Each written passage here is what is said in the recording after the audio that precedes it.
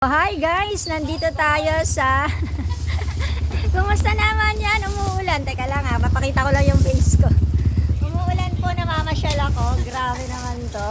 Nasa Barangay San Antonio. Uy guys, anong ginagawa nyo dyan? Naglilinis po kami ng mga kalakal namin ngayon. Para may pangalisan kami. Oh yan. Katatapos nyo lang po ba magwalis? Yes. Ate Annalyn. Kalakal nga talaga kami. Oo nga, ang linis na ng barangay. Dahil na naman sa inyo guys. Oy, sama nyo ako dyan. Huwag kayo magpaulan ha, bawal magkasakit. Shoutout, sino si shoutout natin? Hello po sa lahat ng gustong magbigay ng kalakal ha. Dito lang ha. O, para mabawasan din yung basura, 'di ba?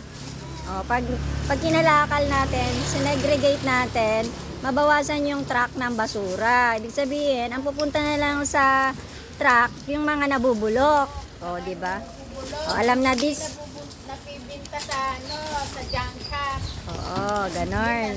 Oo, sige. Bawas talaga yun. Tinatanggal pa po ba yung ano? Ate Annalyn? Natanggal pa po. Yung mga balat. Opo.